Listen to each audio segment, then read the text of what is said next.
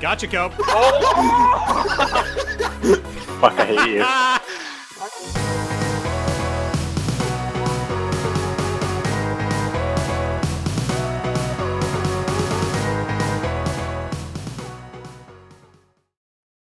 Hey guys, Cosmic here. Patch point 20 is finally out after many delays. We have a new user interface, we've got a new garage, a new PvP map, and a lot of different gameplay mechanic changes. I'm sure most of you guys have seen already the new user interface, and the new Tropical Coast map, the map is called Tropical Coast, is beautiful. It's vibrant, has a lot of colors, and it's interesting to go ahead and play. But I like to go out and focus on some of the new gameplay mechanism changes, which some of you might not be aware of. So first up, we have changes to anti-tank guided missiles. They're more accurate when fired when you're stationary, and they can be fired now on the move, but it is less accurate and more difficult to control. Now, I'm personally excited for this because having to stop to fire seemed like such a hard limitation, and really kind of differentiated ATGMs from regular, cannons in a way which I didn't particularly like. Now, spotting changes.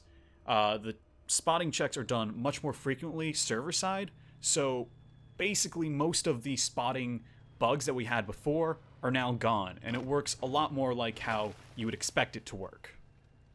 Furthermore, strange spotting behavior in PvE and PvP, with tanks becoming super stealthy and disappearing right in front of you, has basically been fixed. So that's well welcomed. Next up, we have engine fires. That has been changed. The chances are now depending on the engine and the type of the engine. Beyond that, we have ramming friendly fire damage being basically reduced. We have a reduction in damage from dropping from small heights. ATGMs, again, firing on the move. We have reload delays being removed. And PvE finally no longer has an artillery class AI, so no more enemy arty to have to deal with, which I am very happy about. Beyond that, we have vehicle changes. We have destroyers. Tank destroyers were, to put bluntly, awful in patch point 19.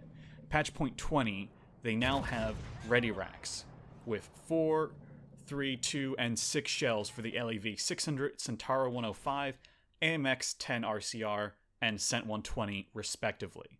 They also have a boost to their accuracy.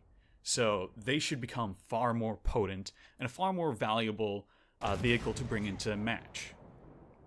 In addition to that, we have accuracy increases and fire rate increases, as well as a shell increase for the Draco. So some additional miscellaneous changes there. Our Abrams were doing very well in patch 19, and I personally thought they were actually fine. But they got a nerf in patch 20. The M1A1 has reduced side armor. Their front armor is a little bit weaker. The ERA is a little bit worse. Furthermore, we're seeing now a buff to the Leo 2AX, which is well welcome because the Leo in patch point 19 was just awful. Hopefully it'll be a little bit more competitive now, but I haven't actually had the chance to try the Leo just yet. The M8 Thunderbolt's armor is a little bit less trolly now. And we also have a more powerful armada with a more powerful front upper plate, which can withstand the kinetic fire from the Leopard, as well as the Challenger's pish shells.